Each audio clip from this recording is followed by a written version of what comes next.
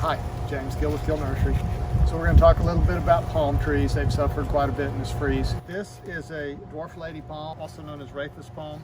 And this one looks pretty badly burned. I think it had a cover on it, but it looks kind of like it blew off. But one thing you want to check with these palms, the living part of the palm, the most important part of all, is the heart. And it's right up here, and it's the part that produces all the new leaves. And so I grasp the center leaf and I pull on it.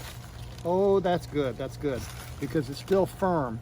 We'll probably find some palms later on where that center pulls out of there. But I'm happy to see that, now this one, you can see because it's rotted, mushy, that heart is damaged. We'll talk a little bit more about that when we get to maybe pygmy date palms. Probably the most common palm of all is a pygmy date palm. And you can see we've got a little color discoloration on these leaves, but this one looks pretty darn good. And I'm gonna do that tug test to see what happens. Grab that center leaf, pull on it, pulls loose, mushy, rotted. You can tell I didn't damage that tree by pulling on it. The cold damaged that tree. So I'll go ahead and talk now about this heart of this palm and the copper fungicide.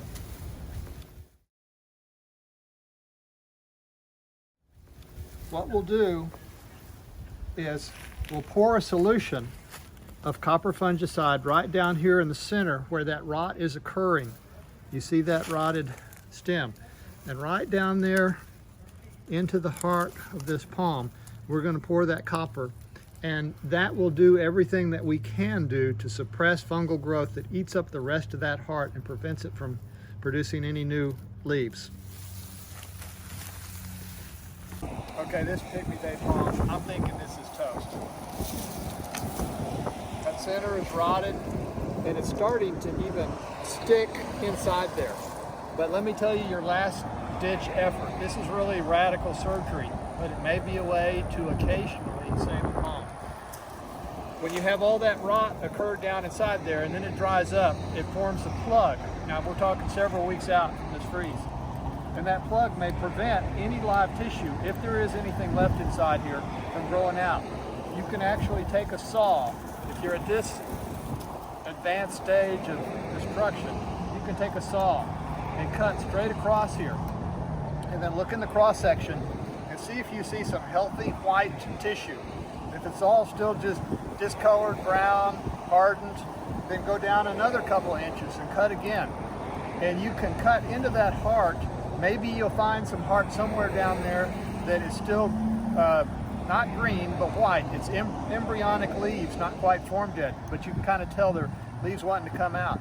And that's not a guarantee you can save that palm, but at least you're giving it a chance. Because if it's so badly damaged up here that this solidifies and doesn't let new leaves grow out, well then it's doomed. Here's an addendum on the pygmy date palms.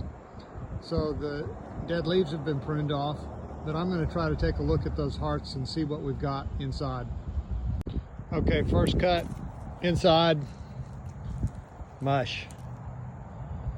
We'll try one more cut.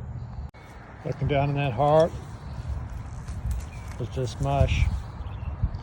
Based on that, I'm thinking that most, not necessarily all, pygmy date palms are probably not going to make it back. Once again, grab that center, full, mushy, rotted. Maybe it's dead. What can you do? Pour your copper solution down there in the center of the palm.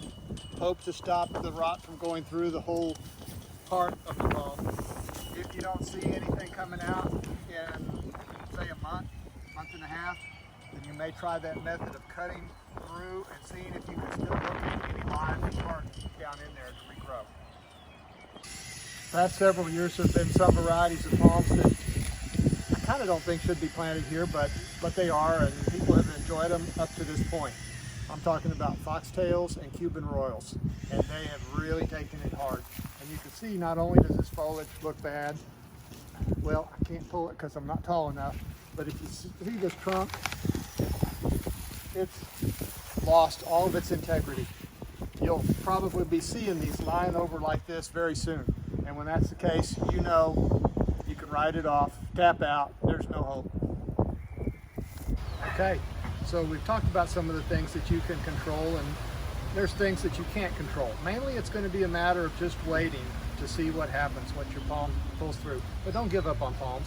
You know, you may have planted some of those beautiful tropical palms and you may have enjoyed them for 5 years, 10 years, 20 years even. It's been 30 years since we've had a freeze like this. Now, it could be 1 year or it could be 50 years before we have another.